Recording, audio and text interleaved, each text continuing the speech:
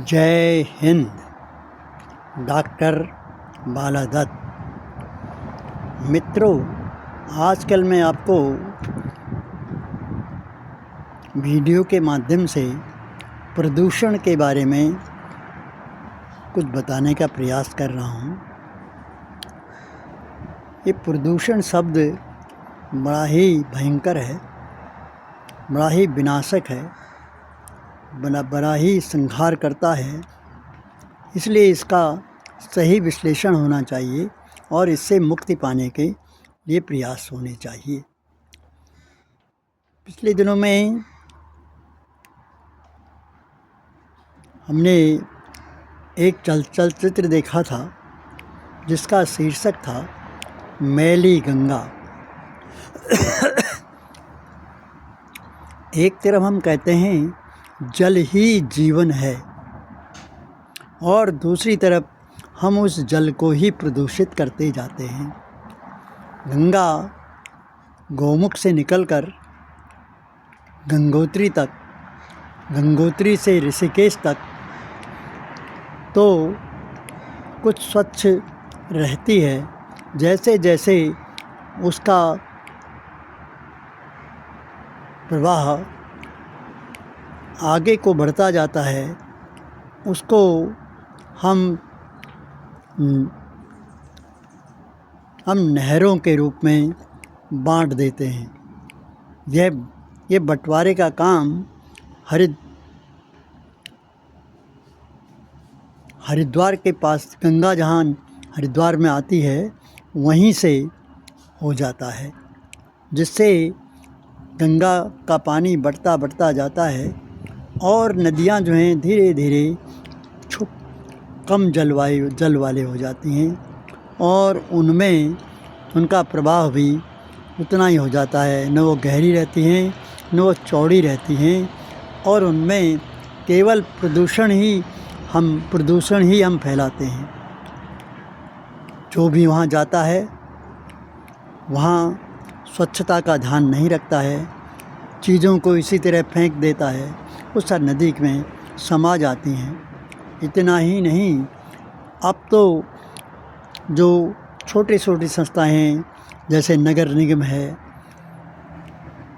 स्थानीय संस्थाएं हैं, वो भी अपने सारी जो गंदी चीज़ें होती हैं वो सब नदियों में ही बिना स्वच्छ किए प्रवाहित कर देती हैं। इसी कारण हिमालय से निकलने वाली, उत्तर प्रदेश से होती हुई और हरियाणा से होती हुई जो नदियाँ, कुछ नदियाँ हैं, गंगा और जमुना तो को कहीं भी देखिए वो तो आप अपने रूप में है ही नहीं। वहाँ तो केवल कचरा ही कचरा है और उसको स्वच्छ करने के बारे में बहुत बार प्रयास भी किए जाते हैं, पर वो प्रयास अधूरे ही रहते हैं। और यही स्थिति गंगा की भी है, लेकिन गंगा में कई नदियाँ मिलती जाती हैं और मिलते ही रहती हैं। जब वो इलाहाबाद में उसमें तीनों नदियाँ मिल कर के सरस्वती और जमुना जो प्रमुख नदियाँ हैं वो मिल कर के गंगा के रूप में परिवर्तित हो जाती हैं और गंगा आगे प्रवाहित होती रहती है। गंगा सागर तक जाते जाते उसमें और भी कई नदियाँ मिलती हैं, लेकिन उसका प्रभाव बहुत कम हो जाता है, क्योंकि हम नदियों को हम नहरों के माध्यम से बांटते जाते हैं। और बांटने में तो कोई बुराई नहीं है, क्योंकि उससे भी जन तक वो पानी पहुंचता है। आज इस पानी की कमी के कारण सब जगह पानी पीने के लिए भी उपलब्ध कराने में कठिनाई होती जा रही है। मेरे को लगता नहीं, शायद ही भारत में कुछ क्षेत्र होंगे जहां नलों द्वारा पानी तो जाता है, लेकिन वो पानी भी स्वच्छ नहीं होता है। हमको स्वच्छ करने के लिए यंत्र लगाने पड़ते हैं। आज घर घर में उन यंत्रों को लगाया गया है, तब जाकर के पानी पीने योग्य होता है। तो अब अंदाज़ा लगा सकते हैं ये प्रदूषण कितना हमको प्रदूषित करता जा रहा है। कोई भी चीज़ छूटी नहीं है, न मानव छूटा है, न प्रकृति छूटी है, और न ही पशु पक्षी कोई इस प्रदूषण से प्रभावित हुए बिना नहीं रह रहा है। सब इसी में अपना खान पान करते हैं, और पशु पक्षी तो जल से नदी से जल जो पीते हैं उनमें बिल्कुल प्रदूषण होता है, और वह भी धीरे धीरे उनकी भी संख्या कम होती जा रही है। इसलिए बड़ा प्रशासन के लिए, शासकों के लिए ये एक बड़ा प्रतिष्ठा का विषय बना हुआ है कि किस तरह से इस प्रदूषण से मुक्ति पाई जाए।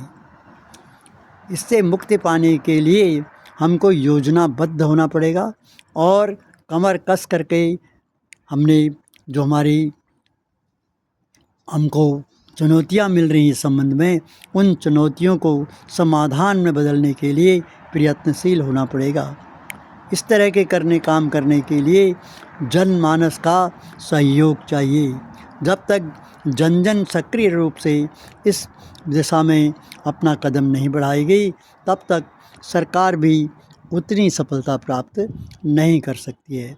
इसलिए इसमें सबका ही, बच्चे से लेके बूढ़ों तक का सबका योगदान होना चाहिए। अपनी अपनी शक्ति के अनुसार सब इसमें योगदान करें, चाहे छोटा हो चाहे बड़ा हो। योगदान करने से ही सब कुछ होता है। जब प्रभु राम समुद्र में पुल बना रहे थे, तो उसमें सब अपना योगदान दे रहे थे, और उसमें एक छोटी सी गिलहरी का योगदान भी सराहनीय था। वो जब जैसे जैसे पत्थर लगाए जा रहे थे, उनमें अपनी चोंच में भर करके मिट्टी लाकर उनको भरने का प्रयास कर रही थी। वो छोटी है, लेकिन उसका प्रयास तो सराहनीय है। तो इसी तरह छोटा बड़ा जो भी है, सबको अपना कार्य इसमें करना चाहिए। यदि सब सहयोग देंगे तो सफलता भी अवश्य मिलेगी। धन्यवाद।